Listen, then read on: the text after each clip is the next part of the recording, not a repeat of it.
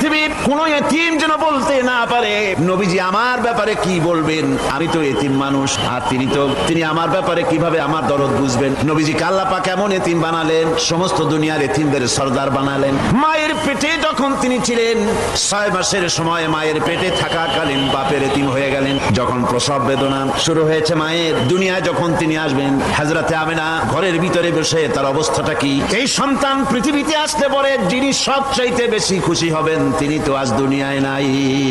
মনের ভিতরে কত কষ্ট। আল্লাহ রাব্বুল আলামিন তার হাবিবকে দুনিয়া আনলেন। রাসূলের দাদা ঘরের সামনে তাঁবুর সামনে দাঁড়ায়া তায়েফ থেকে আগত সাদিয়া গোত্রের লোকদেরকে বলতেছেন, এই ঘরের ভিতরে একটা এতিম বাচ্চা আছে, বেশি টাকা কড়ি দেওয়া যাবে না, যদি দয়া হয় নিয়ে যাও। গরিব মানুষ, এতিম মানুষ দেখে শুনে কেউ আর নিতে চায় না। সবশেষে এলেন ভাগ্যবতী মেয়ে, ভাগ্যবতী মহিলা হযরতে হালিমাতুস সাদিয়া, তিনি এসেছেন। কোনো ছেলে পেলে পায় নাই, সকলের শেষে তিনি এসেছেন। আব্দুল মুত্তালিব বলছেন, এই ঘরের মধ্যে একটা এতিম বাচ্চা আছে, দয়া হলে নিয়ে যেতে পারো। তিনি স্বামীর সঙ্গে পরামর্শ করলেন, এরপরে বললেন যদি দেখতে অন্তত ভালো হয়, মন যদি ভালো লাগে নিয়ে যাব, একেবারে খালি হাতে ফিরে যাওয়ার চাইতে তো ভালো। হযরতে হালিমা বলেন, আমি ঘরের মধ্যে প্রবেশ করলাম, মা আমিনার কোল থেকে শিশু মুহাম্মদ সাল্লাল্লাহু আলাইহি ওয়াসাল্লামকে যখন আমি কোলে নিলাম, আমি হুজুরের চেহারার দিকে নজর করে দেখলাম, আমার কাছে মনে হলো যেন পূর্ণিমার চাঁদটা আমার কোলে ধরা দিয়েছে। রাসূল কি শিশু মুহাম্মদ সাল্লাল্লাহু আলাইহি ওয়াসাল্লাম কি যখন নিয়ে বাড়ির দিকে রওনা হলাম, যে গাধা আমার সকলের পেছনে এসেছে সেই গাধা এখন সকলের আগে ছুটে চলে যায়। এরপরে বাড়ি যখন নিয়ে গেলাম, কুয়ায় পানি বাড়লো, গাছে ফসল বাড়লো, খেজুর গাছে খেজুর বাড়তে লাগলো, জমিনে ফলন বেড়ে গেল। রাসূলের দুধ বোন সাইমা রাসূলকে নিয়ে মুহাম্মদ সাল্লাল্লাহু আলাইহি ওয়াসাল্লাম তাকে দোলনা নিয়ে দোল দিতেছে। কি আশ্চর্য অবস্থা! সাইমা তাকে দোল দিচ্ছে আর বলতেছে, বেঁচে থাকুক মুহাম্মদ সাল্লাল্লাহু আলাইহি ওয়াসাল্লাম, সে দীর্ঘজীবী হোক। কবি লিখতেছেন, কি আশ্চর্য কথা, বেদুইন বালিকা কারে নিয়ে দোল দেয় সে কি তা জানে? বিশ্বনবী মুহাম্মদ রাসূলুল্লাহ সাল্লাল্লাহু আলাইহি ওয়াসাল্লাম এভাবে এতিম অবস্থায় জীবন তার শুরু হলো। যখন তিনি ফিরে এলেন 6 বছর বয়সের সময়, যখন মায়ের কাছে তিনি ফিরে এসেছেন, প্রতিদিন তিনি খেলা দেখতে যান ময়দানে। ইতিহাসের মধ্যে লেখা হয়েছে, মা প্রতিদিন সন্ধ্যার সময় তাকে ফিরে পান। আজকে সন্ধ্যা হয়ে গেছে, শিশু মুহাম্মদ সাল্লাল্লাহু আলাইহি ওয়াসাল্লাম বাড়ি ফেরেন না। কারণ কি, কেন বাড়ি ফেরে না? সন্ধ্যার দিকে তিনি চলে গিয়েছেন পাহাড়িয়া ময়দানে, যে দেখেন ধুধু করতেছে, চতুর্দিকে সন্ধ্যা হয়ে গেছে, অন্ধকার হয়ে গেছে, কোনো ছেলে পেলে নাই, কেউ নাই।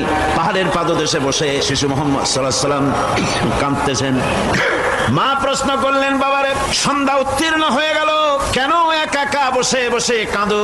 তিনি বলছেন, মাজি আজ কদিন খেলা দেখতে আসলাম ময়দানে, প্রতিদিন দেখি যখন সন্ধ্যা হয়ে যায় মুরব্বী শ্রেণীর কিছু লোক আসে, ছেলেকে নাম ধরে ডাক দেয়, ছেলেরা দৌড়ে তার বাবার কাছে চলে যায়, আর বাবা ছেলেকে করে নিয়ে মুখে চুমা দিয়ে বাড়ির দিকে নিয়ে যায়। আমি আজ কদিন পর্যন্ত এই ময়দানে এলাম, কোনোদিন সন্ধ্যা বেলায় তো কেউ এসে আমাকে মুহাম্মদ বলে একটা ডাক দিল না। আমার আব্বা কি নাই? আল্লাহ রাব্বুল আলামিন বলেন, আলাম ইয়াজিদকা ইয়াতীমান ফাওয়া, এরকম এতিম অবস্থায় পেয়ে আমি কি আপনাকে আশ্রয় দেই নাই? আপনাকে আমি পেয়েছি এতিম অবস্থায়, এরপরে আমি আপনারে আশ্রয় দিলাম। ওয়া ওয়াজাদাকা দাল্লান ফাহাদা, এরপরে আমি আপনাকে পথ হারা পেলাম, আমি আপনাকে পথের দিশা দিয়া দিলাম।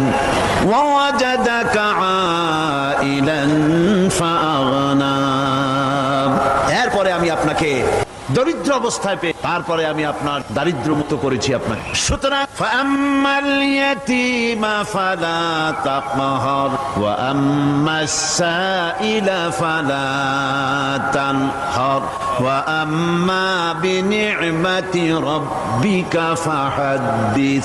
সুতরাং নবী, ইতিমের প্রতি নির্মম ব্যবহার করো না, ইতিমের প্রতি ভালো ব্যবহার করো, নির্মমতা দেখায়ও না, আর ভিক্ষুককে ধমক দিও না, রূঢ়তা দেখিও না, আর আল্লাহর নিয়ামতের প্রশংসা করো।